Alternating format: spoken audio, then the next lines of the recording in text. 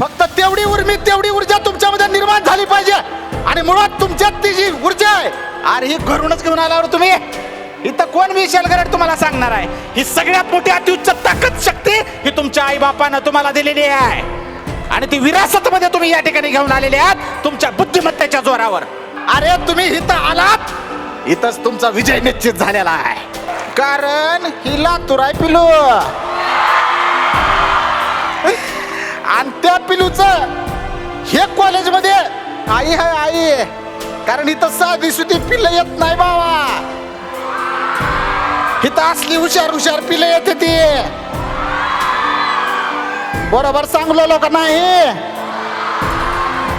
त्यामुळे इथून पुढे भविष्यात जे काही तुम्हाला व्हायचंय ते टॉपच झालं पाहिजे असा विचार तुम्ही मनात घेतला पाहिजे. का फक्त ब्रँडेड कपडे घातले म्हणून तुम्ही थांब शांत बसणार आहो? नाही ना.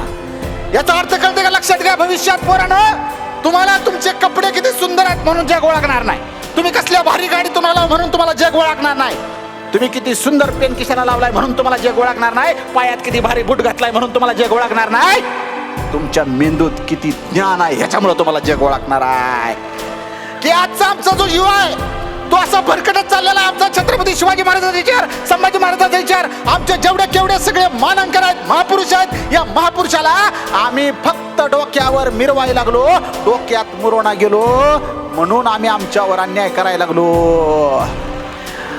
If you want to become a handsome, if you want to looks become a handsome, then give your hands to someone, then you handsome. तुम्ही सुद्धा या महापुरुषाच्या जयंतीच्या निमित्तानं असल्या अश्लील गाण्यावर तिथं येड वाकडं नाचता, तेव्हा आमच्या राजाच्या विचारांचा पराभव तिथं सुद्धा होत आहे.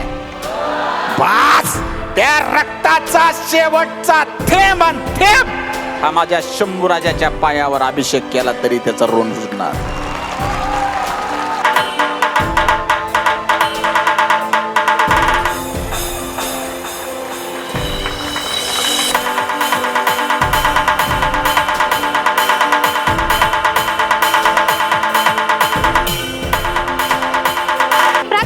विशाल गरड सर यांना विनंती करते की त्यांनी व्याख्यानाच्या रूपाने.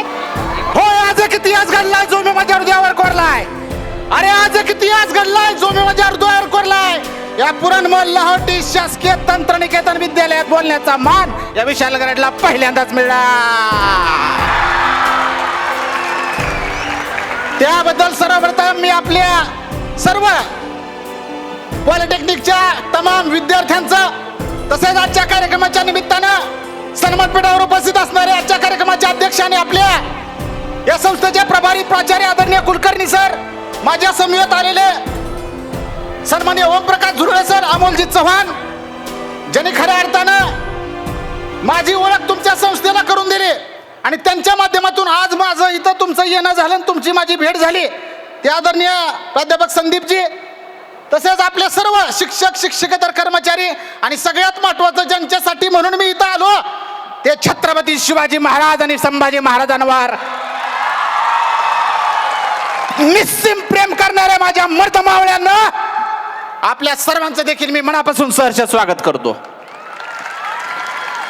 आणि हे बघा, मी पण विद्यार्थी होतो आणि आमच्या वेळी असलं कार्यक्रम झालं आणि आमच्या वेळी असं कुणीतरी भाषण ठोकायला यायचं, पण मी त्याचा अभ्यास केला की आमच्या वेळेस असं तिथं दरवाजावर कुणीतरी सिक्युरिटी गार्ड दांडकं घेऊन उभारलाय आणि तू ही कार्यक्रम ऐकल्याशिवाय जायचं नाही. अशी सिस्टीम लावायची पाळी यावी इथपर्यंतची छत्रपती शिवाजी महाराज आणि संभाजी महाराजांवरची श्रद्धा आमची सडळ नसली पाहिजे. त्यामुळे आज तुम्ही सगळेजण आज मला ऐकायसाठी या ठिकाणी उभारलेले आहात. मी तुम्हाला अभिमानानं सांगतो, इथून पुढचे 40-45 मिनिटं ही तुमच्या आयुष्यातील बहुमोल असणार. त्यातून काहीतरी तुम्हाला विचारधन मिळाल्याशिवाय राहणार नाही याची गॅरंटी मी आज तुम्हाला या ठिकाणी देतो. कारण तुमच्या या सगळ्या सोहळ्याचं नावच लय भारी आहे. काय अर आली लहरन केला कहर. आणि तुमच्या सगळ्याचा उदंड प्रतिसाद पाहून मला ही लहर कळली आणि तुमचा कहर बी कळला.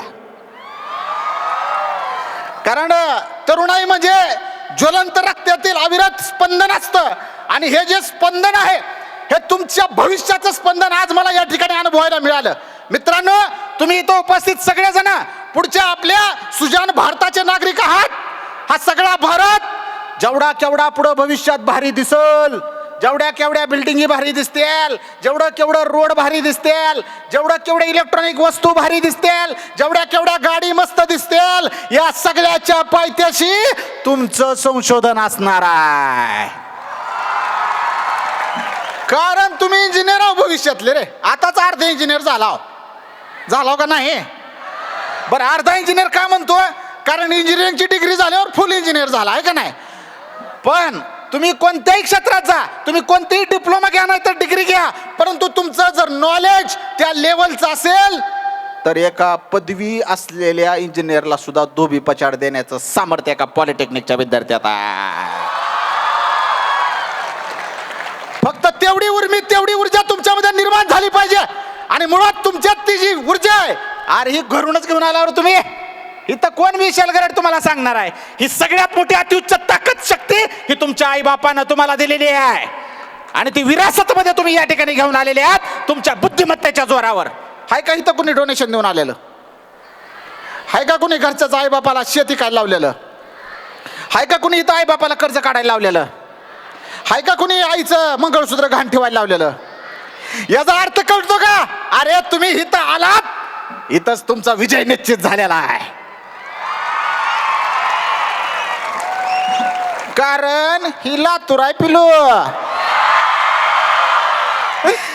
आणि त्या पिलूचं हे कॉलेजमध्ये आई आहे आई. कारण इथं साधी सुधी पिलं येत नाही बाबा, इथं असली हुशार हुशार पिलं येते ती. बरोबर सांगलो लोक नाही? त्यामुळे तुम्हाला भेटणं म्हणजे माझाच अधिक उत्साह असतंय रे. म्हणून मी म्हटलं का नाही तुम्हाला, आधी मी विद्यार्थी होतो रे. त्यामुळे उगा कुणीतरी वक्ता आला आणि काही वक्त्याला भेत्रट असतात माहिती आहे का? अरे असले डेंजर पोरं जर हुई हुई कुई कुई केलं का त्याला मूळचा अडचण सुचतच नाही बोलायचं. ती म्हणता अरे इसरलो बाबा, का त्रास देतात पोरं? सोपं आहे काय गबाळी? लय अवघड गबाळी. पण ज्या वेळेस छत्रपती शिवाजी महाराज आणि संभाजी महाराजाचं चरित्र, शिवाजी महाराज आणि संभाजी महाराजाचा तेजस्वी इतिहास आम्ही ऐकायसाठी बसतो, त्यावेळेस असले येडे चाळे कुणाच्या मनात सुद्धा येत नाहीत. खरं आहे खोट आहे? आणि मग किती बी भाव चढलेला तरुण असू द्या, किती बी आचारसंहिता नसलेली गर्दी असू द्या, तिथं छत्रपती शिवाजी महाराजांनी नाव काढलं की लगेच आम्हाला आचारसंहिता पाळते आणि आम्ही व्यवस्थित बसतो पाठीचा कणात ताट ठेवून. मुरगाळ्यासारखं बसू नका. कारण आता इथून पुढचं जे सगळं शक्तिशाली उदाहरणं असणार आहे ती माझ्या राजाच्या इतिहासातली असणार आहेत, लक्षात असू द्या. आज आपण या ठिकाणी शासकीय तंत्रनिकेतन महाविद्यालयात शिकत आहात. मित्रांनो, तुम्ही एंट्रन्स दिली, इथं जे आलात इथंच तुमचा मी अर्धा विजय झाला हे निश्चित झालं. हे का म्हटलो? कारण इथं आयरी गैरी लेकरं येतच नाही, ती तुम्ही स्वतःला सिद्ध करून इथं आलेले आहात, लक्षात घ्या. त्यामुळे इथून पुढे भविष्यात जे काही तुम्हाला व्हायचंय ते टॉपच झालं पाहिजे असा विचार तुम्ही मनात घेतला पाहिजे. तुमचं ॲम्बिशन, तुमचं एम, तुमचं स्वप्न हे तकलादून असलं पाहिजे. कारण साधी स्वप्न बघणं हे येड्या गाबाड्याचं काम आहे. यू आर नॉट येडे गाबाडे, यू आर द ब्रँडेड. नाही अरे ब्रँडेड आहे की भाऊ, नुसतं बुटाड ब्रँडेड असते का? घड्याळ ब्रँडेड असते का? गाडी ब्रँडेड असते? अरे आपुट माणूस सुद्धा ब्रँडेड असते र. आणि असं आपुट हे जे सगळं आहे ना, हे ब्रँड तयार करायचं असेल तर तुम्हाला भविष्यामध्ये स्वतःच्या व्यक्तिमत्वात तसा बदल करावा लागेल, लक्षात असू द्या. म्हणजे उद्या मी ब्रँडेड रेंज रोवर मध्ये उतरलो, खाली रेड चिपचा बुट आहे, इथं खिशाला तसला मॉन ब्लॅकचा 13,000चा पेन आहे. अरे सगळं भारी भारी घातलं रे तो, 4-5 लाख रुपये सगळं अंगावर तुझ्या इथं.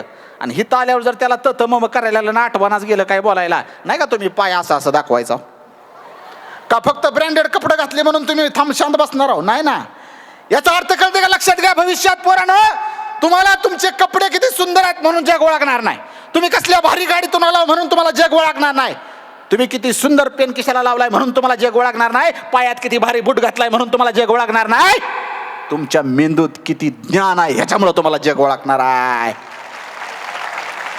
आणि ते ज्ञान तुम्हाला काय करेल? या जगापेक्षा वेगळं करून दाखवेल, लक्षात असू द्या. आज इथं कुलकर्णी सर म्हणले सर आमच्याकडं 60 ते 70% पुरी आहे त्या म्हणले आणि 30-35% पोर आहेत. आता ह्यात नाही अहो ही लक्ष देण्यात अभ्यासावर म्हणून घोटाळा आहे.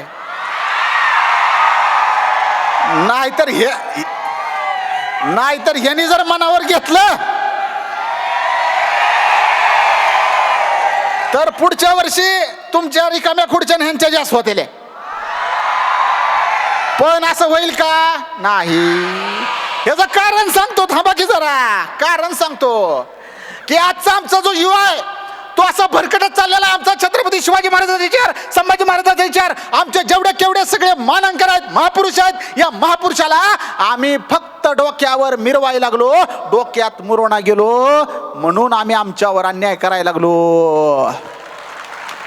आज साधं गणित सांगतो की बाबांनो, 12-1 पर्यंत तुम्ही कुठं असताव सांगा आणि 12-1 पर्यंत तुम्ही कुठं असताव सांगा.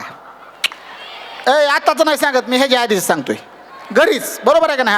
म्हणजे 12-1 पर्यंत तुम्ही घरातच होताव, घरातच अभ्यास करत होताव. आमचं हिकल्लं काही गाबाळ हे घरी होतं, पण घडी दिवसात फक्त 2 मिनिटं घरी गंध पावडर करायला घरी फक्त. आला नटापटा केला, निघाला घडी गाडा घेऊन.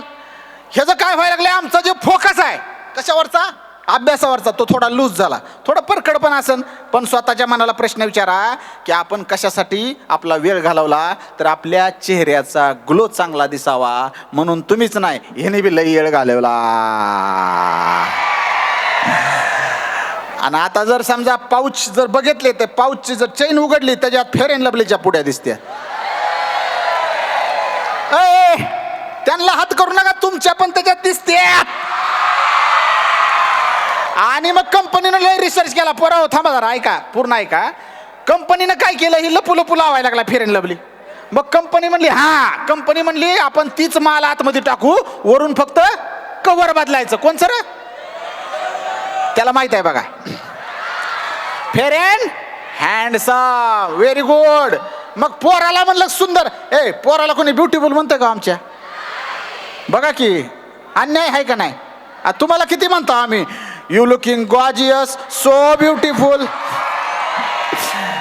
शी just looking like a wow. पाठ आहे का नाही बघा. मग तुम्हाला म्हणजे एवढं सगळं आम्ही म्हणायचं ना, आम्हाला काय नुसतं हँडसम. पण लक्षात ठेवा, आयुष्यभर लक्षात ठेवचा हा विचार तुमच्या मेंदूमध्ये जवळ राखवर जळणार नाही का तवर विशालगडचा हा विचार तुमच्या डोक्यातून जाणार आहे. गॅरंटी देऊन सांगतो. कोणचा? ऐका. If you want to become a handsome, if you want to looks become a handsome, then give your hands to someone, then you handsome.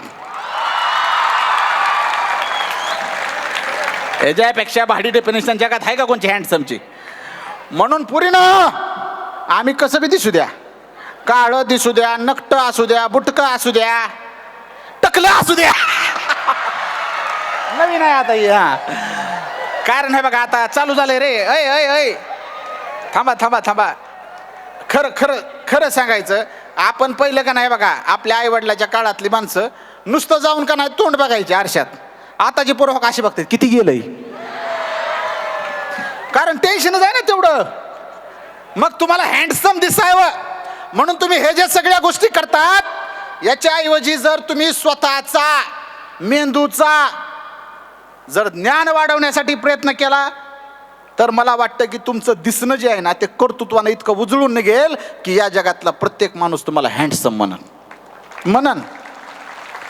आता माझं तासभर बोलून झाल्यावर तुम्ही मी कसा का दिसणार, पण मला चेहऱ्याला दिसतोय कसा म्हणून तुम्ही हँडसम म्हणाल का? नाही. मी तुम्हाला एक हात दिलाय, कशाचा? विचारांचा हात दिलाय. मी तुम्हाला दिलं आणि त्याच्यामुळं माझं जे भाषण आहे, माझं जे वक्तृत्व आहे, माझा जो विचार आहे ते हँडसम दिसला पाहिजे तुम्हाला. आणि ते हँडसम करता आलं म्हणून आज या शासकीय तंत्रनिकेतनमध्ये आदरणीय कुलकर्णी सर, संदीप सर यांनी मला या ठिकाणी बोलवलं. बाकी तुमची माझी भेट काही जणांची इंस्टाग्रामवर वगैरे झाली असन, हुकून चुकून कधी कुठं असं करता दिसलो असन, त्यात मध्येच गौतमी दिसली तर मग विषय मिटला. कारण तिने मार्केटच खाल्लंय आमचं, काय करावं आता? आम्हाला काय नाचायला येणार ना, काय व्हाय ना. तिनं आपल्या असं केलं की ते 2-3 लटके झटके बघितले की गेलाय शालगरड तिकडच. तिलाच बघत बसते ती. ए बघण्याला विरोध नाही, ऐका. आणि तुम्ही आता लिगल एज आहे की बघायचं तुमचं तसं बी. हा, पण लक्षात घ्या, विचार कुठं शंड होत चालला हे पण सांगतो, ऐका. अरे तुमचं लिगल एज असेल बघायचं, पण आज महापुरुषाच्या सगळ्या जयंत्या साजऱ्या करत असताना, या समाजामध्ये वाईट विचार झिरपत असताना, या ज्या तथाकथित नृत्यांगना आम्ही भर चौकात नाचवायला लागलो, इथं आमचं अधपतन व्हायला लागलं. आणि आमचा सगळा विचार कुठे चाललाय, आमचा वेळ कुठे चाललाय हे सगळं बघायला. मग आमच्या छत्रपती शिवाजी महाराजांच्या काळातला इतिहास जेव्हा मी वाचतो, तेव्हा माझ्या राजाच्या इतिहासात एक वाक्य सांगतो तुम्हाला, की माझ्या शिवाजी राजांनी त्यांच्या इतिहासात बाई नाचवली नव्हती, बाई वाचवली होती. वाचवली होती रे. आणि हे ना आता भर चौकात नाचवायला लागलाय, नाचवायला लागलाय, बारकी बारकी लेकरं न्यायला लागलाय. आणि तिथं जाऊन तुम्हाला काय असं जगातलं नॉलेज भारी मिळणार आहे? बाटलीने गेलेली आंघोळ, एका बिस्लरीच्या बाटलीवर केलेली आंघोळ स्टेजवर, आणि ते बघायसाठी तुम्ही लाखो खर्चाचा चुराडा. हे आमचा विचार, हे आमचे महाराष्ट्र, हे आमचा पुरोगामी विचार. अरे लाज वाटायला पाहिजे ना मला शिवभक्त म्हणून घेताना, आणि कोणत्याही महापुरुषाचा अनुयायी म्हणून घेताना, की अशा गोष्टी दिवसा ढवळ्या घडतात आणि आम्ही त्याच्यावर काहीच व्यक्त होत नाही. भले आमचे मार्क जास्त भारी असतील, पण जेव्हा तुम्ही सुद्धा या महापुरुषाच्या जयंतीच्या निमित्तानं असल्या अश्लील गाण्यावर तिथं येडं वाकडं नाचता, तेव्हा आमच्या राजाच्या विचारांचा पराभव तिथं सुद्धा होतच. जेव्हा महाराष्ट्रभर फिरतो मी सगळीकडं, तेव्हा प्रकर्षानं सांगतो, अरे माझ्या राजाची मिरवणूक काढताना सगळ्यात शेवटी असते माझ्या राजाची मूर्ती, सगळ्यात शेवटी. बघा तुम्ही, कधीच कोणत्या मिरवणुकीत माझा राजा सगळ्यात पुढे दिसणार नाही. याचं एकमेव कारण का, कुठं पुढे ठेवा. त्यांनी जर बघायला लागले तर आमचं सगळं हे सगळा धिंगाणा डान्स त्यांना आवडेल का? मग त्यांची जागा कुठं आहे महाराजांची सांगा? सगळ्यात खाटूरला, सगळ्यात शेवटी. अरे सगळ्यात शेवटी असते छत्रपती शिवाजी महाराजांची मूर्ती. त्याच्या पुढे असतं जनरेटर, जनरेटरच्या पुढे असते मोठी डॉल्बी, आणि डॉल्बीवर गाणं असते. बाई तुम्हीच म्हणलंय. आणि बघा खंत हे जे आहे ह्यांच्या ऐवजी तुम्ही मोठ्यानं म्हणलंय. पण असू द्या, कारण तुम्ही किती एकरूप झाला व्याख्यानात हे आता दिसतंय, बरोबर. म्हणजे तुम्ही तल्लीन झालात. नाहीतर लेक्चर मध्ये का ह्या वयात तुमचं लक्ष केंद्रित करणं म्हणजे खतरनाक साधं गोष्ट नाही. बारक्या लेकराला छिडी उगारली, गप्पास म्हणलं की असंच आताची घडी नाकावर बोट. हिथं लय स्किल लागते भाऊ. हा आता इथं बघा की मी इथं बोलतोय, असा बोलतोय, सगळं कडनी कोण नाही, फक्त तुमचे डोळे दिसतात. कुणी बी एक जणांनी इथं यावं आणि माहोल कसा दिसतोय बघावं. तुमच्या हृदयाला बकांबक बुक्या बसतेल्या आहे. असलं डेंजर भित्रटपणा वातावरण असतं, कळते का? पण शिवरायांच्या विचारांचा, शंभूराजाच्या विचारांचा शेर मावळा आहे. घाबरणार नाही, भेणार नाही, आणि लढायचं हे आपल्या रक्तात आहे रे. छावा बघितला ना तुम्ही?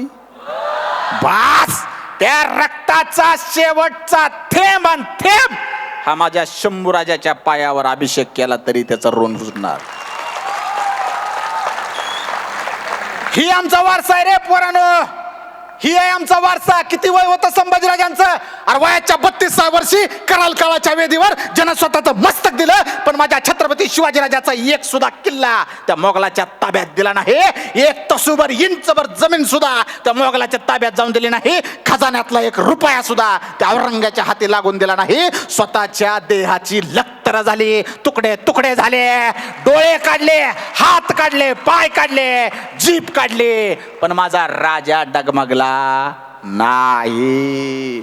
काय घ्यायचंय? कसली विरासत आहे आपली रे. आणि आमचं ही गिन्यान गेलं. मोबाईलवर ठेवतोय सलमान खानचा फोटो, मोबाईलवर ठेवतोय शाहरुख खानचा फोटो. ठीक आहे, आवड म्हणून तुमचं जाऊ द्या, तुमच्यापाशी स्वातंत्र्य आहे ते.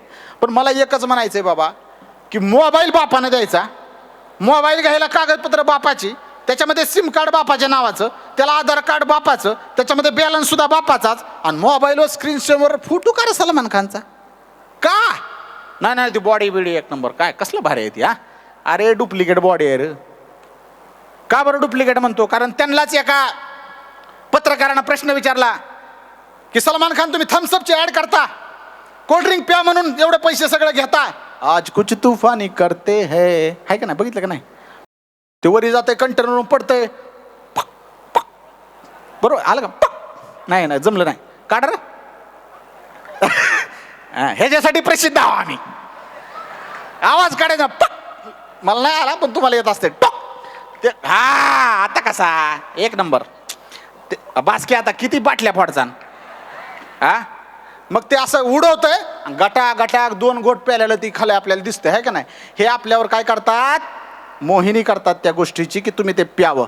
पण त्यांना जेव्हा प्रश्न विचारला की तुम्ही बॉडी कशी केली, तेव्हा सलमान खानचं काय वाक्य आहे, मिल्क, दूध पिऊन बॉडी झाली त्या सलमान खानची, जेवढी झाली तेवढी. तुम्हाला सुद्धा भविष्यात तसलं दिसायचं असेल तर कोल्ड ड्रिंक्स प्यावं लागेल का दूध प्यावं लागेल सांगा भाऊ. दूध प्यावं लागेल, साधं गणित आहे की रे. आणि मग जिम तरी करा की. आमची जिम कवडी माहिती आहे का, आमचा एक मित्र होता तुम्हाला सांगतो, आम्ही पण जिम करायचो. थोडं माझ्या शरीराकडे बघून वाटत असेल, म्हणजे तालीम केली रा आम्ही, थोडी तालीम करायचो. मग त्या जिमला जायचो कधी मध्ये. सकाळ सकाळी एक गडी आला आमच्यातला, कधीच दिसत नव्हता.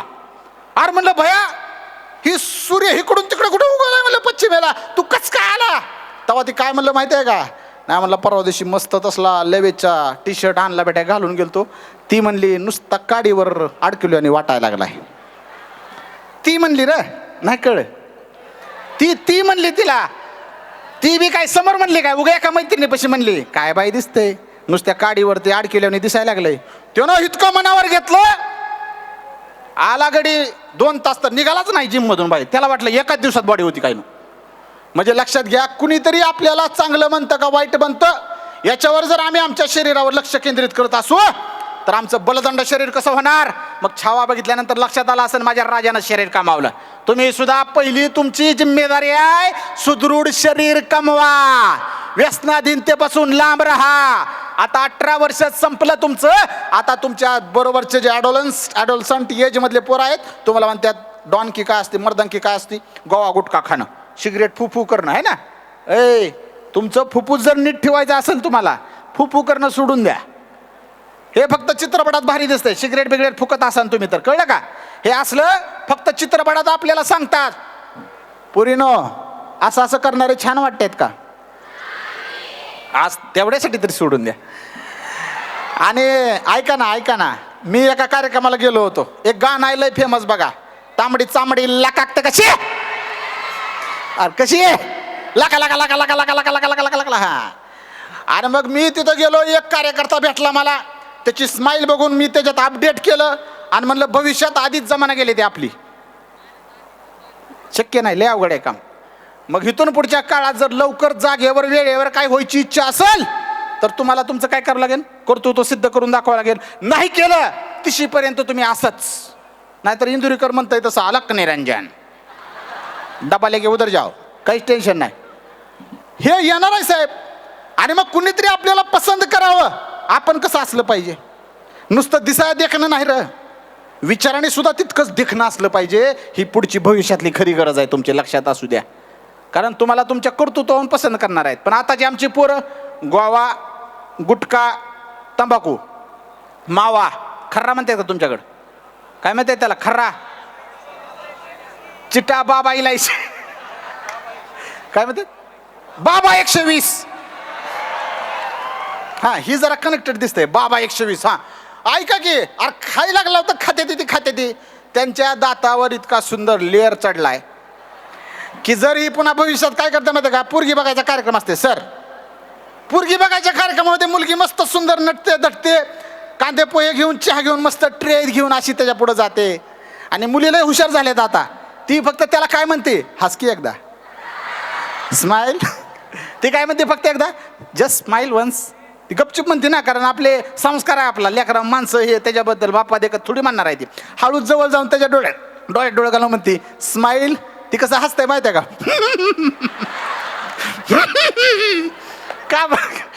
आव साहेब, ते तोंडच उघडू शकत नाही का, कारण त्यानं तोंड उघडलं की तांबड्या दात कसे दिसतात, लाका लाका लाका लाका लाका लाका लाका. आहे काय सांगू तुम्हाला. एक तर आमचा एक मित्र होता, तुम्हाला सांगतो, त्यानं गोवा खायचा. काय खायचा, गोवा. डेटला गेला. आता तिला माहीतच नव्हतं ना, तिच्या देखत तुडी खातो आता.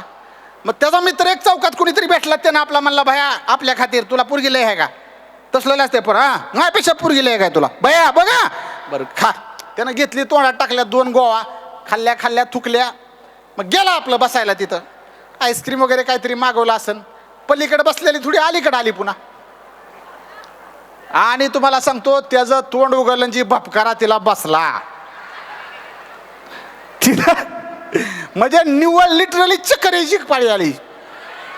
असला घमघमाट डेंजर त्याचा, त्या गोव्याचा वास तोंडाचा. बाबा बाबा बाबा, मी का सांगतो मर्म आहे, हे सत्य आहे, हे सत्य घटना आहे. त्या तुमच्याबद्दल सुद्धा असं घडूनही असं वाटत असेल तर आपलं तोंड या असल्या सगळ्या व्यसनाधीनतेपासून लांब ठेवा. हे मी प्रबोधन म्हणून सांगत नाही रे, कारण ज्या आई वडिलांनी तुम्हाला रक्ताचं पाणी केलं आणि हाडाची काड करून वाढवलं, ते तुमचं शरीर असं कॅन्सर सारख्या रोगाला दान करण्यासाठी नाही, लक्षात असू द्या. म्हणून आज आता ताबडतोब व्यसन सोडून द्या. व्यसन करणं म्हणजे पुरुषार्थ आहे का? अजिबात नाही. तुम्ही ह्यांना व्यसन किती भारी करताय त्याच्याहून पसंत करणार आहो का? अजिबात नाही. पॅकेज किती आहे आणि ही अवघड आहे बघा. तुम्ही 10 माणिकचंद एका दमात खाताव म्हणून तुम्हाला मिळणार नाही. 3 बियर एका मिनिटात उडवताव म्हणून तुम्हाला मिळणार नाही.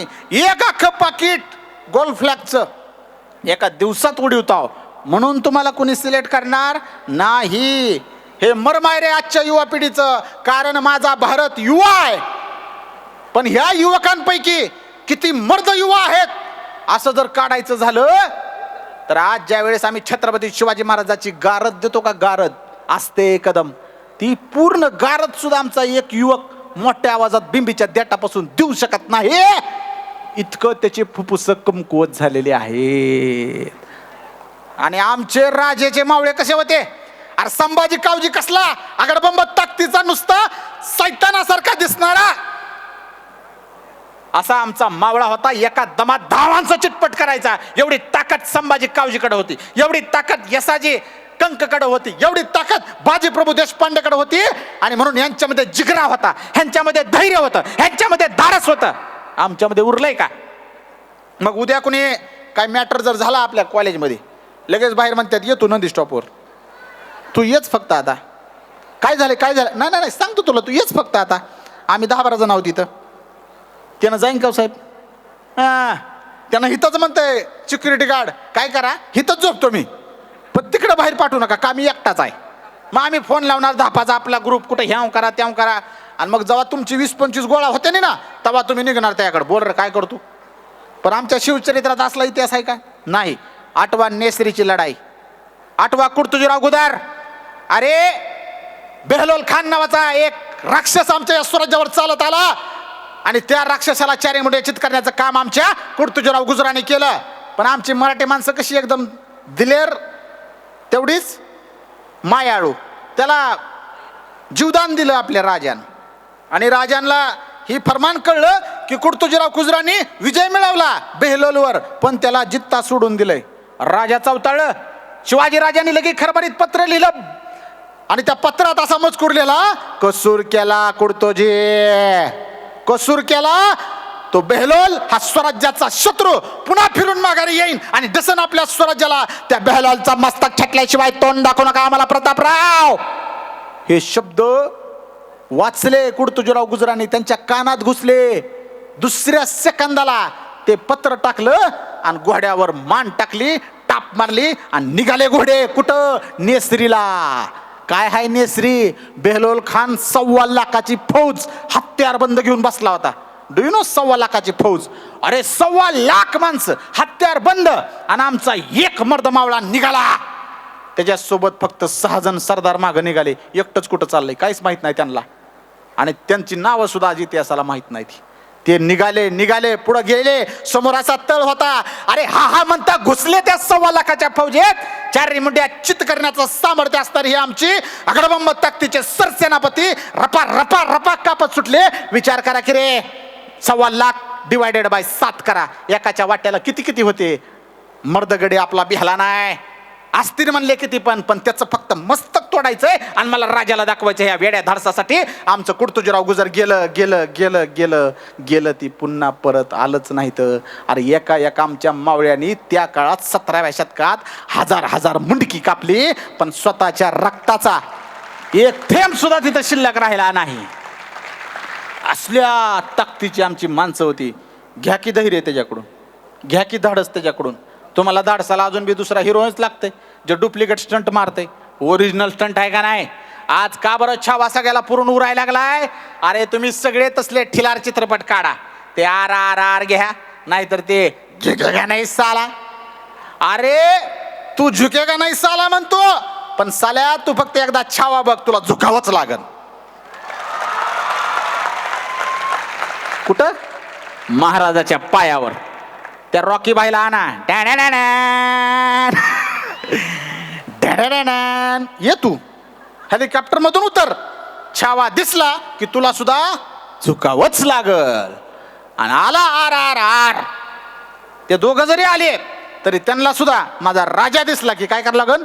झुकावाच लागल. कारण तेवढं सामर्थ्य आणि तेवढा खर्रा खुर्रा इतिहास आमच्या राजांचा आणि आमच्या रक्ताचा लक्षात असू द्या.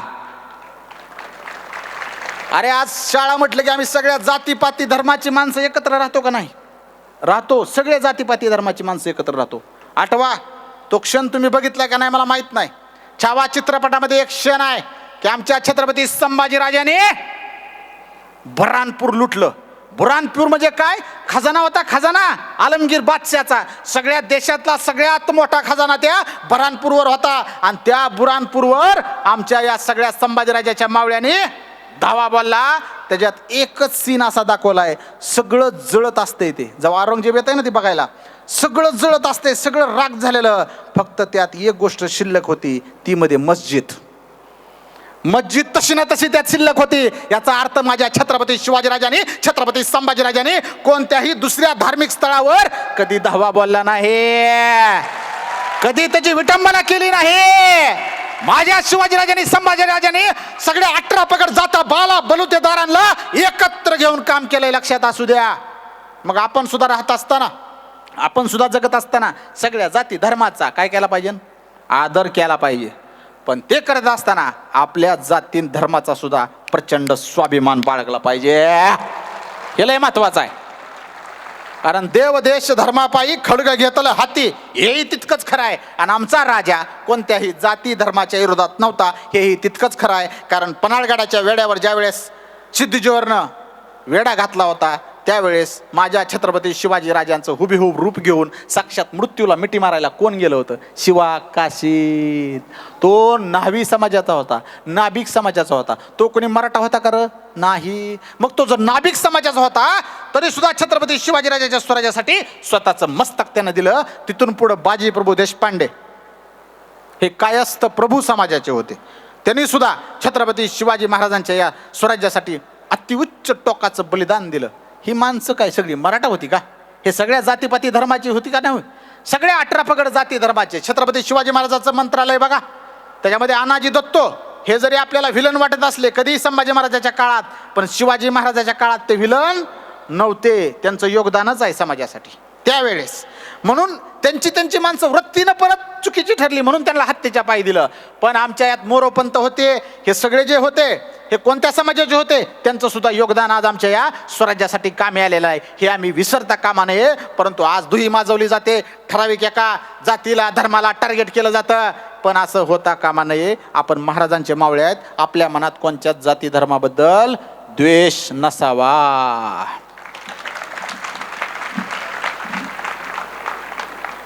तीसच टाकतो, तीसच.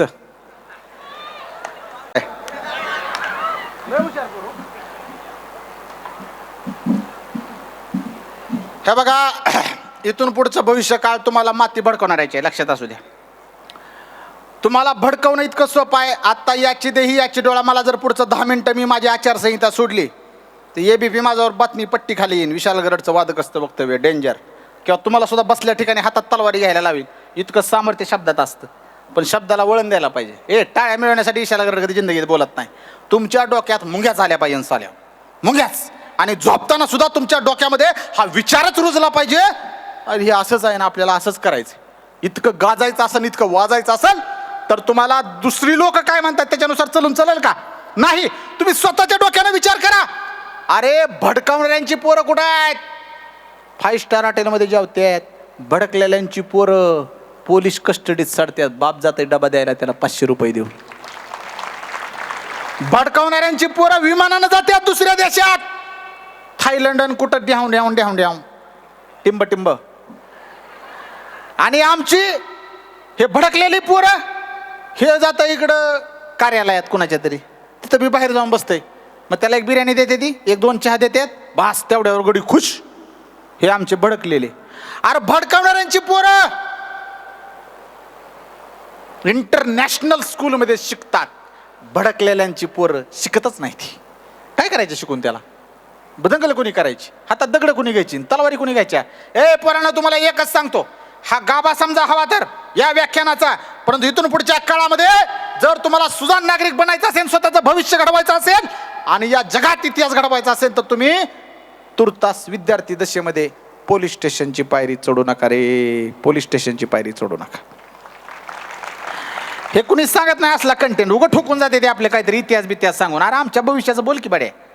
माझं उदाहरण देतो. माझा बाप पंचायत समिती सभापती बार्शी, सरपंच 10 वर्ष, पंचायत समिती सदस्य, आणि एवढा सगळा जज्बा होता. मी सर माझं म्हणजे युवा फेस्टिवल नसतं, युथ फेस्टिवल, त्याला सिलेक्शन झालं होतं. आमचं सर म्हणत होतं, लय कलाकार माणूस आहे तू, तिकडे चल, लका देशात गाजतील. मी म्हणलं बाप माझा उभा इलेक्शनला, मी कसं जाईन तिकडं? आयला मी बसलो इकडं घरीच प्रचार करत आणि कुठं काय करत. पण त्यात काय झाला विषय, भांडणं झाली.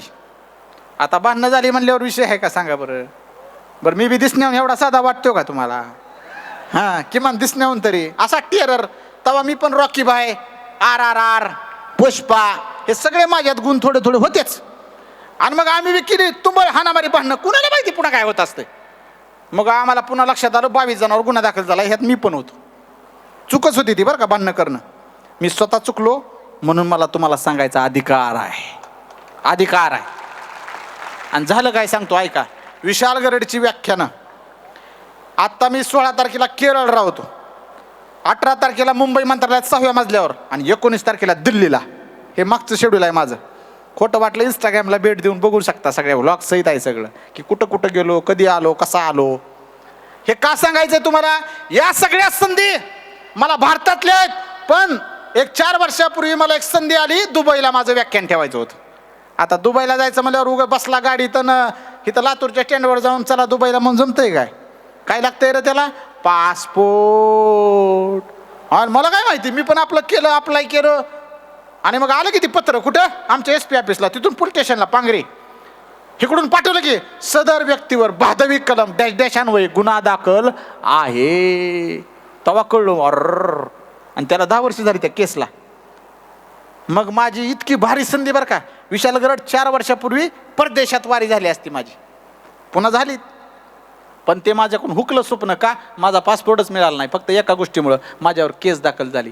पराव, भविष्यात कुणीतरी बावचळ्यासारखं बोलल, तुमच्या अस्मिता जागृत करल, तुमच्यातलं तेज जागृत करल, आणि तुम्ही शिकणारी पोरं, MPSC करणारी, UPSC करणारी, डॉक्टर होणारी, इंजिनियर होणारी, मोठे मोठे संशोधक होणारे, तुमच्या हातात दगड येईन आणि तुम्ही भिंगारून फेकचाल, त्या ग्रुपमध्ये जाचाल. तुमच्या नावावर गुन्हा दाखल झाला की या जगातली सगळ्यात भारी परीक्षा जरी तुम्ही पास केली का, तरी हे सरकार तुम्हाला नोकरीला देऊ शकणार नाही.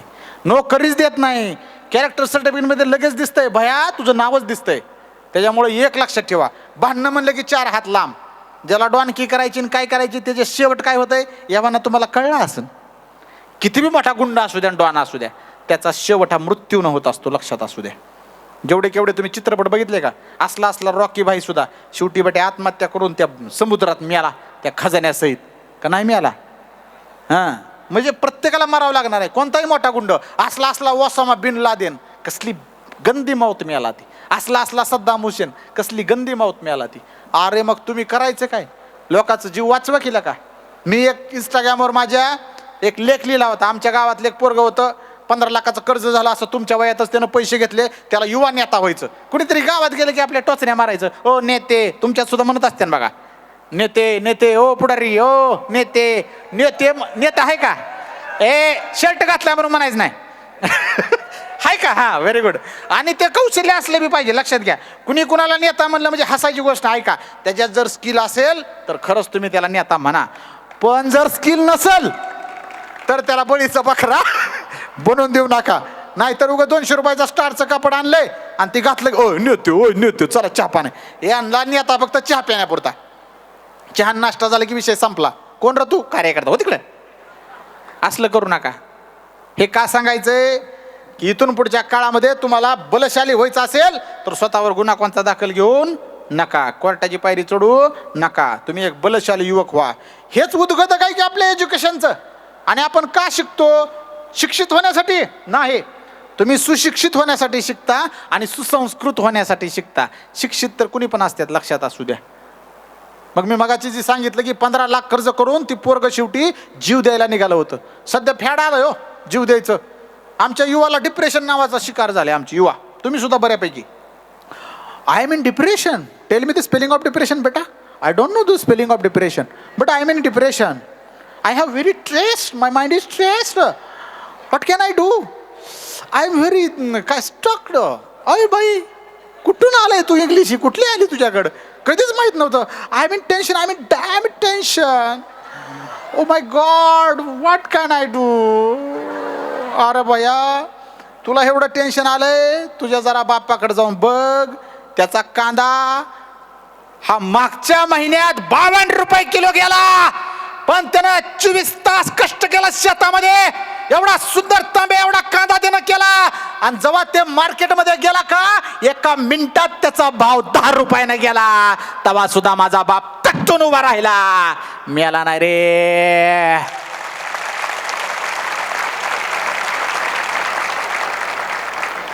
त्यानं जर म्हणला असता लका 52 रुपयाचा कांदा होता, मी मार्केटला न्यूज तर 10 रुपयावर गेलाय, किती नुकसान झालंय मोजा. त्यानं मरणाची यातना घेतली का नाही? पुन्हा फिरून परत आला, पुन्हा नांगरलं, पुन्हा वखरणी केली, पुन्हा पेरणी केली, आणि पुन्हा उभा राहिला. विद्यार्थ्यांनो, जगात असे कितीतरी गोष्टी येतील, काय नाही रसीन. एखादं बॅक राहतान किटी आहे का नाही तुम्हाला? आहे ना? हां, पण ती लक्षात ठेवू नका. काही ना ही तिकिटीच्या जीवावरच असते ती काही जण, आहे का नाही सर? बघूच, गेलं तर गेलं आपलं काय, मागून पुन्हा ही 4-5 काढून टाकू. अय ई तिकिटीवाले, हां, ई तिकिटीला धरूच नका तुम्ही तुमच्या हातच्यात. विदाऊट ए तिकिटी अख्खची अख्ख सगळे किती सेमिस्टर? 4 का? अयो 6 सेमिस्टर तुम्ही विदाऊट ए तिकिटी 1 नंबरनं पास व्हायचं, हे तुमचं ध्येय असलं पाहिजे. आणि जर नाहीच झालं तर काय हार मानणार का तुम्ही? मग मी सांगितलेली गोष्ट आठवायची, तांब्या एवढा कांदा. अरे बाप जर आपला इतका लढतंय, अरे आम्हाला सगळ्याचे सगळे विषय बॅक का असणार, पुन्हा फिरून येऊ. आणि कळते का नाही, काय काय महाभाग असतात, तिचा बॅक लागलाय म्हणून माझा बी बॅक. कारण 7 अर्ध्यात सोडणार नाही गडी. असले पण प्रेमीवर असतात, तुमच्यात नाहीत ना बाबा नो. असलं काय करू नका, ती शेवटपर्यंत जात नाही. हां, ते मधूनच कटतंय पुन्हा. कारण पुन्हा येतंय बघा, लग्नाचा विषय आला का, नाही माझी तर फार इच्छा होती बरं का, पण ते घरचे म्हणले की जरा बघ ना, जरा तुझं बंगला नाही, तुझी गाडी नाही, काहीच नाही रे, फक्त दाढी आहे तुला बाया. ती बी तू काय लय खत पाणी घालून वाढवलेलं नाही बाया, खाल्ली की ती ना, त्यामुळं त्यात बी तुझं काय रोल नाही. मग बाया तुझं हाय काय स्वतःचं? तसं ती भया म्हणणार नाही, हा बाग यागळा. आता मी बोलता बोलता म्हणायला लागलोय, पण लक्षात ठेवा, नैराश्यात जगू नका. माझ्या छत्रपती शिवाजी महाराजाचा कमबॅक तुम्हाला सांगतो. अरे मिर्झा राजा जयसिंग चालून आला आमच्या स्वराज्यावर, असाच चालून आला, लाखोंची फौज घेऊन आला, आणि आता आपलं सगळं स्वराज्य गिळंकृत करणार. ही माझ्या शिवाजी राजाला कळलं, तेव्हा राजा काय म्हटला, माझा एक मावळा एका एका किल्ल्यासारखा आहे. आणि पहिली लढाई पुरंदरला झाली. योगायोगानं उद्याच पुरंदरला आहे मी. उद्याचं संध्याकाळचं व्याख्यान आपल्या शंभू राजाचा जन्म झाला त्या पुरंदरच्या पायथ्याशी राजेवाडीला आहे.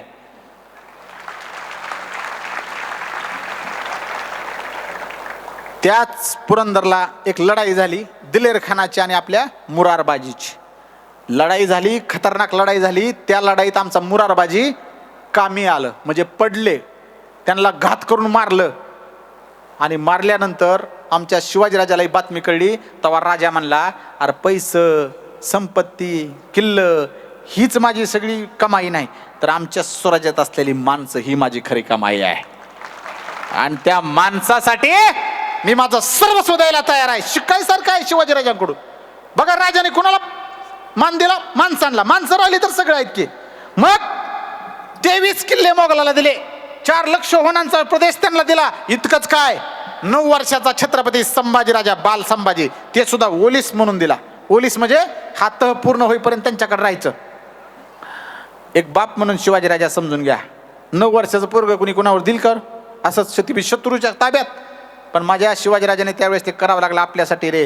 ह्यातून फक्त एवढंच घ्यायचंय, शिवाजीराजे सगळे हारले, सगळं हारलं, काहीच राहिलं नाही. उगीन बिंदून 3 किल्लं त्यांच्याकडे ठेवलं. तिथं शिवाजीराजाच्या मनात खरं तर फाशी घ्यायचा विचार आला पाहिजे होता, कारण सगळंच हारले, ती काहीच राहिलं नाही.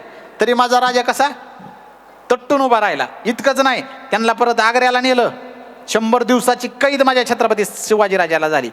99 दिवस कैदेत राहून 100व्या दिवशी हा बहादर शेर आमचा तिथून सही सलामत सुटला आणि पुन्हा महाराष्ट्रात येऊन आला. तिथून पुढच्या 8 वर्षाच्या, फक्त किती 8 वर्षाच्या कालखंडात या छत्रपती शिवाजी महाराजाचे महाराष्ट्रातल्या किल्ल्याची संख्या होती 350+.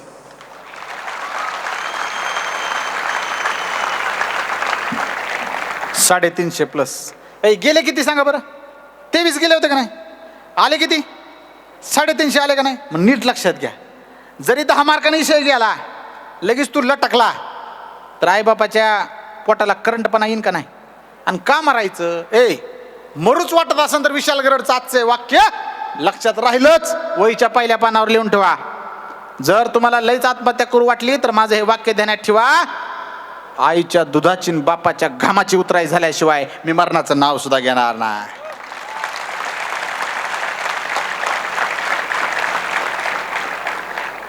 लय महत्वाचं वाक्य आहे. आणि हे बघा, जर तुम्हाला वाटत असेल का झाली उतराई मग मरा, का? कारण मला असं वाटतंय, आय थिंक की आईबापानं जे आपल्याला जन्म दिला, आईबापानं जे आपल्याला पैसे दिलं, आईबापानं जे आपल्याला प्रेम दिलं, आईबापानं जे आपल्याला माया दिली, आईबापानं जे आपल्याला वात्सल्य दिलं, या सगळ्याची उतराई करायची असेल तर किमान आजच्या लेकराला 4 जन्म घ्यावे लागतील. 4. मग ह्या जन्मातलं मरणं कॅन्सल की राहू. मग ह्या जन्मात तर मरायचं नाही, म्हणजे वाचलाव का नाही तुम्ही सांगा बरं? वाचलाव की रे. ती मगाची गोष्ट त्यामुळे सांगत होतो, मध्येच तुटली पुन्हा, की ती जी पळून गेलेलं पोरगं होतं, 15 लाखाचं कर्ज झालं म्हणून फाशी घ्यायला निघालं होतं.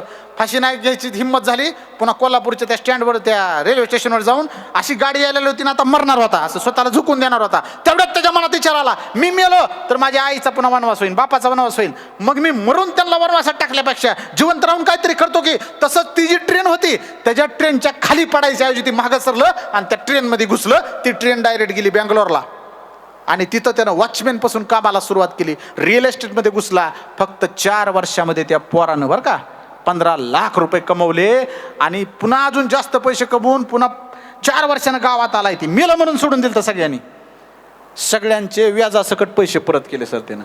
Real story. तुम्ही इन्स्टावर जाऊन असं स्क्रॉल केलं ना, खालीच दिसेल ती तुम्ही.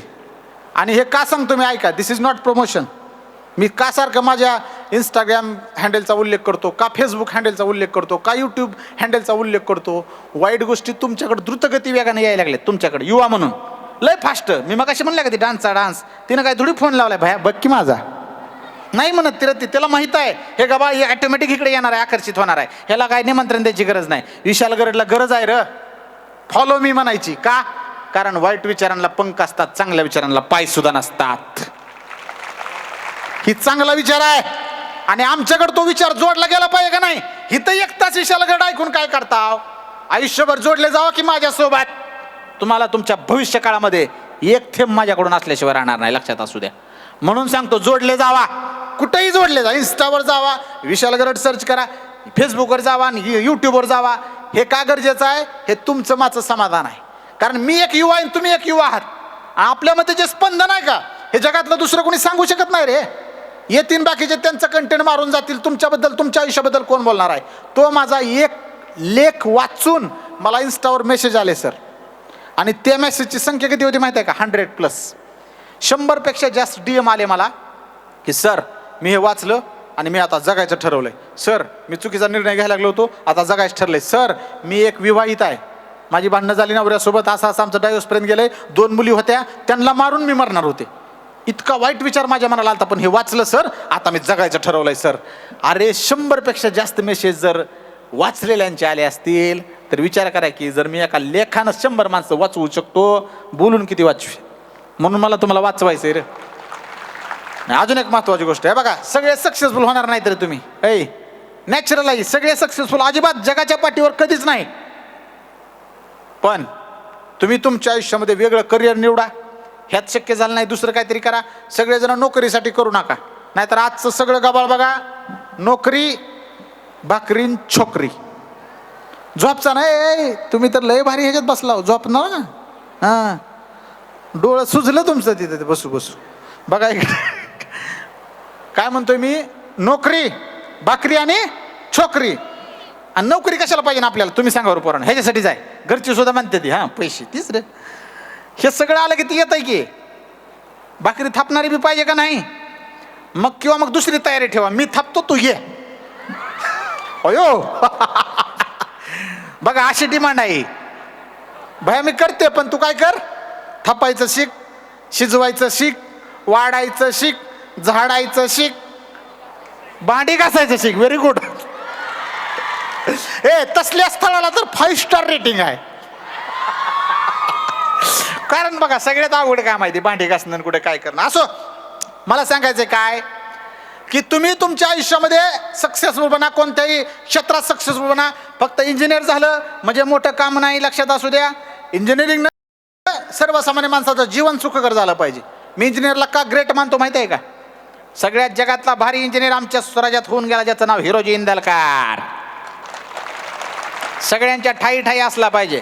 जरी आम्ही मोक्षगुंडम विश्वेश्वरय्या यांची जयंती साजरी करत असू इंजिनियर डे म्हणून, पण खऱ्या अर्थानं आपल्या महाराष्ट्रासाठी इंजिनियर डे कोणता आहे माहिती आहे का, हिरोजी इंदलकरांची जयंती.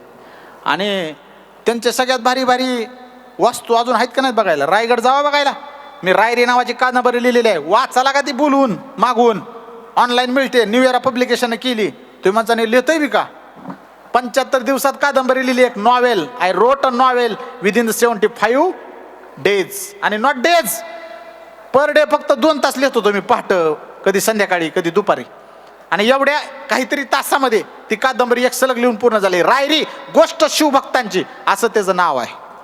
एकदा वेळ काढून पुस्तकं आणा, ते वाचा, तुम्हाला एक चांगला विचार मिळाल्याशिवाय राहणार नाही. का वाचाल तर वाचाल. भारतरत्न डॉक्टर बाबासाहेब आंबेडकरांनी सांगितलंय, मी रस्त्यानं चालताना मला जर 2 रुपये सापडले तर त्यातल्या 1 रुपयाचं मी भाकरी विकत घेईल, दुसऱ्या 1 रुपयाचं मी पुस्तक विकत घेईल. ती भाकरी मला जगायसाठी मदत करेल, पण पुस्तक कसं जगायचं हे शिकवेल. हे कोण म्हणलंय, कोण म्हणलंय, भारतरत्न डॉक्टर बाबासाहेब आंबेडकर. बस नाम ही काफी आहे, नाम ही काफी आहे. या जगात महामानव हे एकाच माणसाला म्हणलं जाते, फक्त एकमेव अद्वितीय, द सिम्बॉल ऑफ नॉलेज, एकाच माणसाला म्हणलं जाते. त्यांचं नाव आहे भारतरत्न डॉक्टर बाबासाहेब आंबेडकर. आणि बाबासाहेब आंबेडकर छत्रपती शिवाजी महाराजाला शिरस्थानी मानत होते, हे लक्षात असू द्या. मग आता दंगली करणारे ह्यांची तर चंपीच झाली की इथं. आता बाबासाहेबाला ज्यावेळेस विचारलं पत्रकारांनी, बाबासाहेब एवढी मोठी राज्यघटना लिहिली, 7-8 देशाचा अभ्यास करून, how can it is possible, कसं काय शक्य झालं तुम्हाला. बाबासाहेबांचं खूप सुंदर वाक्य आहे. बाबासाहेब म्हटले, कारण माझ्या डोळ्यासमोर शिवाजीराजांचं लोककल्याणकारी राज्य होतं, म्हणून मला राज्यघटना लिहायला सोपी गेली.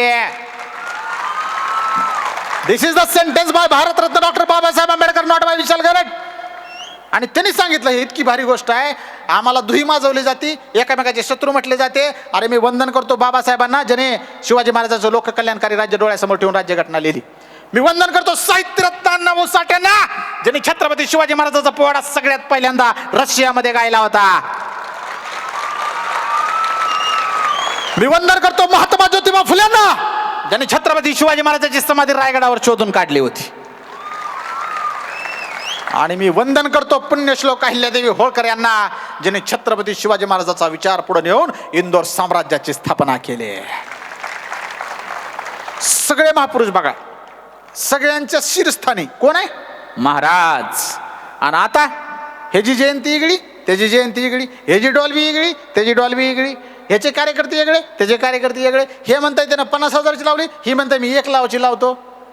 आणि व्याख्यानाचा कार्यक्रम सगळ्यात स्वस्तात होते, तरी म्हणतात आमचं बजेट नाही सर. आणि तुझं बजेट तिला आणतो तेव्हा किती असतंय, तिला तिला समज समज समज समज समज समज समज. हा, तुला तर बजेट सुद्धा माहित आहे बघ बा. ठीक आहे, कधीतरी असं इकडून तिकडून माहीत झालं असं ना, असू द्या. बघा की म्हणजे त्यांचा जर कार्यक्रम घ्यायचं ठरलं का, गाव पातळीवर रातचंच कड्या वाजवत येते ठक ठक ठक ठक ठक, हे धर माझं 10,000, फक्त घरी सांग नको का, पण तिला आणले पाहिजे. म्हशी विकतो 2, पण तिला नाचायला आणलंच पाहिजे. आणि म्हणून आम्ही बिघडायला लागलो, म्हणून आमचा विचार सुधारणा गेला. हे लय मर्म आहे पोरावं. तुम्हाला असं व्याख्यान मला माहीत नाही ह्याच्या आधी कधी तुम्ही ऐकलंय का नाही, पण हे तुमच्यासाठी होतं. मी माझ्यासाठी कधीच बोलत नाही, मला लय छान वाटावं म्हणून कधी बोलत नाही. हे पोटातलं आहे, मी व्याख्यान करतच नाही, माझं लोक व्याख्यान आहे. तुम्ही जर बघितलं ना ते माझं सगळं, तर तुम्हाला लक्षात येईल आय एम लोक व्याख्यानकार. आणि लोक व्याख्यानकार तोच असतो जो लोकभाषेत बोलतो. ही लोकभाषा वाटली का नाही तुम्हाला? अरे वाटली का नाही? ही भाषा कोणाची आहे? माझी आहे, माझ्या आईनं शिकविलेली भाषा आहे. आणि म्हणून जगात भारी भाषा कोणची असं जर कुणी तुम्हाला विचारलं तर तुमचं वाक्य एकच असलं पाहिजे, मला माझ्या आईनं शिकवलेली भाषा जगात सगळ्यात भारी आहे, जगात भारी. I can also speak in very well in English, that you know, but I trust on my mother tongue, कारण ती मला कधीच पराभूत करणार नाही. पण तुम्ही जर म्हणला का थांब विशाल गड आता इथून पुढे 1 तास प्युअर इंग्लिशमध्ये बोलल, पण मराठीसारखं बोलेल का? नाही. मी अशी जी खेळतो भाषा तशी खेळवता येईन का? नाही. ते आईचंच होऊ शकतं र. आता माझं व्याख्यान टिसमध्ये होतं. टिस म्हणजे प्रचंड नामांकित संस्था आहे, Tata institute of social science. त्यांनी बोलवलं होतं. तिथं अख्ख्या जगभरातील विद्यार्थी असे बसले होते. आणि ह्या विशाल गरडनं 1 तासात 3 भाषेमध्ये व्याख्यान केलं, मराठी, हिंदी आणि इंग्रजी. जिल्हा अवघड गोष्ट आहे बरं का, कारण एक ते एक हिंदीमध्ये बोलणं सोपं आहे, एक ते एक इंग्लिशमध्ये बोलणं सोपं आहे. आपण त्या ह्याच्यात गेलं की आहे का नाही, पण तुला हिरीत टाकायचं, तिथून उठ म्हणायचं, पुन्हा समुद्रात पाहू म्हणायचं, समुद्रातून उचलायचं, पुन्हा हिरीत पाहू म्हणायचं, हिरीतून उचलायचं, पुन्हा तळ्यात टाकायचं, तळ्यातून टाकायचं, पुन्हा हौदात टाकायचं. अरे बाबा असं होईल की होईल का नाही? असंच माझं झालं, पण गडी हारला नाही. मी मगाशी म्हणलं का नाही, शूर शिवबाचा विचार ज्याच्या डोक्यात आहे, झुब्या आडव्या आयुष्यात त्यानं कधी हारच मानत नाही, हारच मानत नाही. आणि गाजवलं केलं का, त्याचा सुद्धा व्लॉग आहे तुम्हाला बघायला. हे जे मी सांगतो का त्याचं सगळं तुम्हाला चेक करण्यासाठी माझ्या तिथं अवेलेबल आहेत, ऑल व्लॉग्स. तुमचा सुद्धा येईल, पण 1-2 आठवड्याने येईल, एडिटिंग बिडिटिंग होऊन. आणि एवढा तुमचा भारी उत्साह म्हणल्यावर तो तर यायलाच पाहिजे की. परंतु लक्षात ठेवा, हे विचार असेच मिळत नाही, योग होता. मला माहीत नाही की कशा पद्धतीनं संदीपनं मला फोन केला, आणि मला वाटतं मी दुसऱ्या क्षणी संदीपला म्हटलं ठीक आहे, जर विद्यार्थ्यांसाठी माझं येणं होत असेल तर माझा एखादा कार्यक्रम मागं राहिला तरी चलन, पण माझा वेळ तुम्हाला देतो. आणि आज आल्यानंतर मी सकाळपासूनच इकडं आहे लातूरमध्ये. आमचे मित्र आदरणीय ओमप्रकाश झुरळे सरांचं स्टीम एज्युकेशन नावाची संस्था इथं PVRच्या पाठीमागं अतिशय सुंदर काम ते करतात. तुम्ही सगळेजण शिकतात, पण शिकण्यासोबत तुम्हाला प्रॅक्टिकल जास्त महत्त्वाचं असतं. आणि अभिमानानं सांगू असं वाटतं, आत्ता जे मराठवाडा कॉन्क्लेव्ह घेतली का इथं TV सेंटर, कोणतं सेंटर सर? टाउन हॉलला जे झालं ना ते मराठवाडा एज्युकेशन कॉन्क्लेव्ह, त्या कॉन्क्लेव्हचे अध्यक्ष बघा ही माणूस होता, ओमप्रकाश झुरळे सर. आणि आता पुढचं वाक्य अजून जास्त टाळ्या वाजत्यान. आणि ही व्यक्ती या कॉलेजची माझी विद्यार्थी आहे.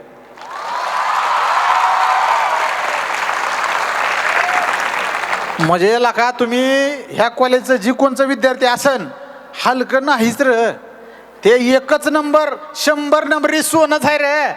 आणि म्हणून ह्या माणसाला मी उचलून आणला का नाही सर? म्हणजे ही फॅकल्टी म्हणून फार मोठी आहे, पण माझ्या एका शब्दावर मी मला यायचं, माझ्यासोबत यावं लागतंय, यावंच लागतंय. कळलं नाही का? यावं लागतंय, यावंच लागतंय. नात करते काय खायला नाही. आणि आला माणूस. बरं ऐका, एवढंच सांगायचंय सर, तुम्ही तुमच्या बॅचचे टॉपर होता का? खरं सांगायचं बरं का, नव्हता. Very good.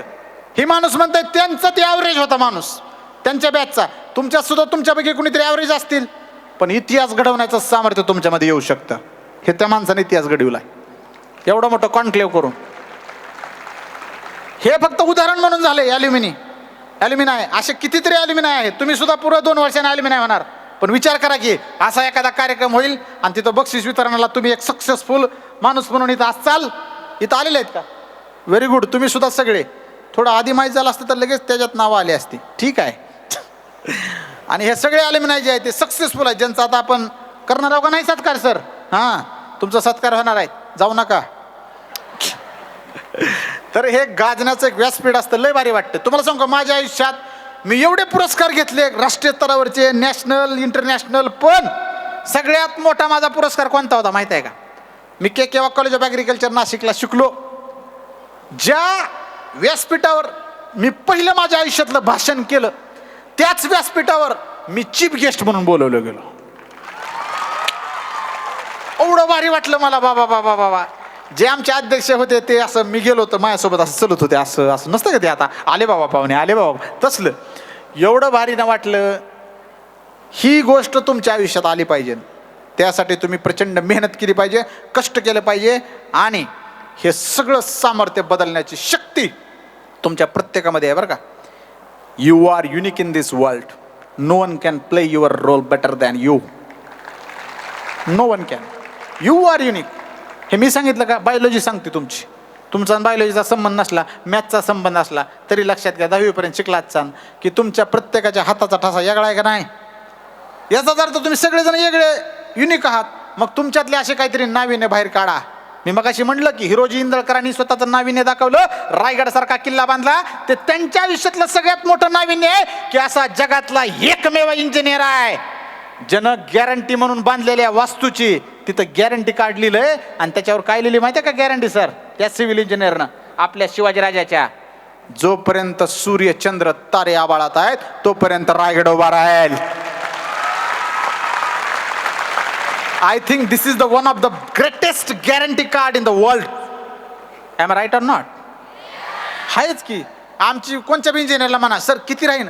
एक 10 वर्ष चांगली राहीन, पुन्हा डागडुजी करावं लागेल, आहे का नाही? कलर करावं लागेल, वरून पाणी जळतं तर त्याला काहीतरी वॉटरप्रूफिंग करावं लागेल. अरे आम्ही बांधलेल्या घरातल्या काय एवढे भारी इंजिनियर, आमची नातू राहणार, आणि तू सिव्हिल इंजिनियर. म्हणून इंजिनियर व्हा, पण असला व्हा की जगात दुसरा कोणता नसला पाहिजे. आणि तुम्ही ते होण्याच्या मार्गावर आहात. एवढ्या चांगल्या ठिकाणी राहून निश्चितपणे तुम्ही खूप भारी भविष्य काहीतरी घडणार.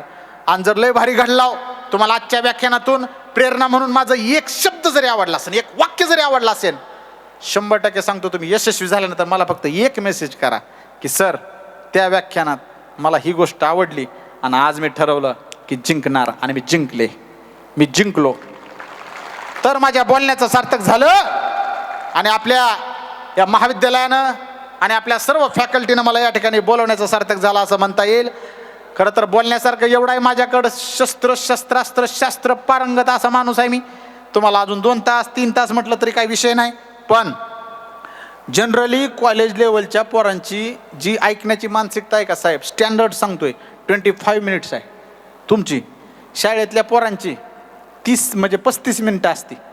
आणि जसं सिनियर कॉलेज पुढं जातो का तस ती कमी कमी होत जाते.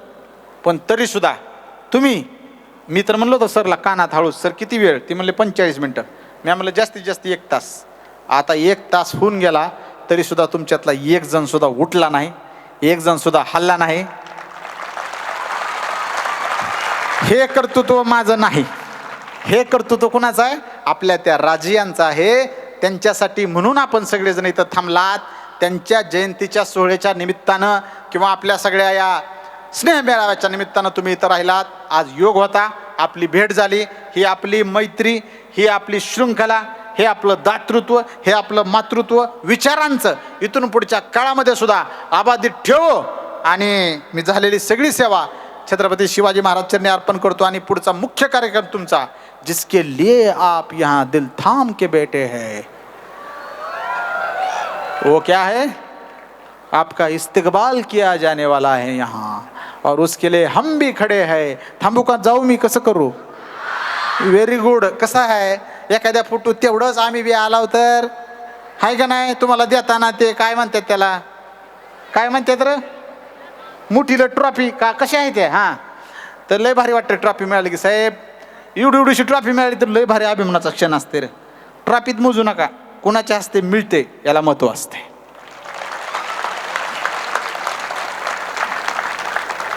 सो थांबतो इथं तुमचा सन्मान करण्यासाठी.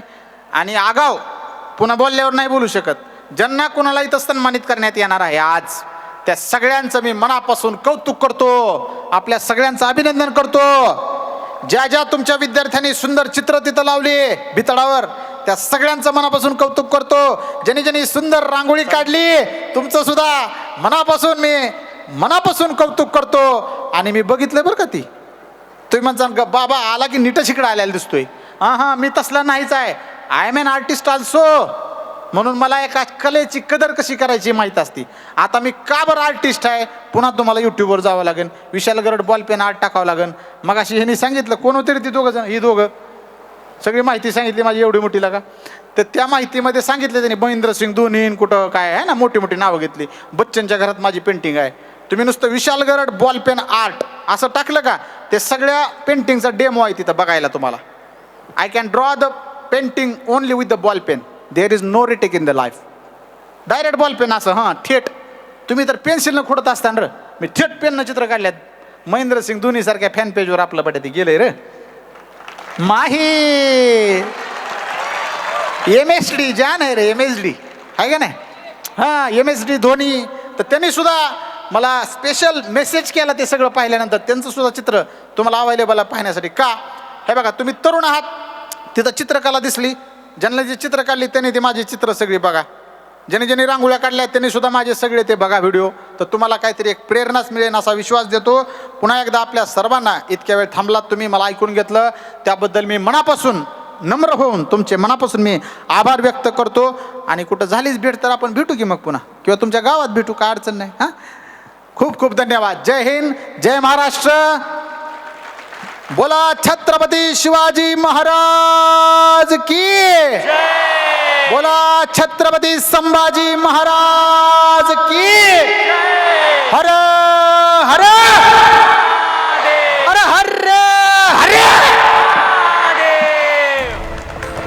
टाळ्या थांबल्या नाही पाहिजेत.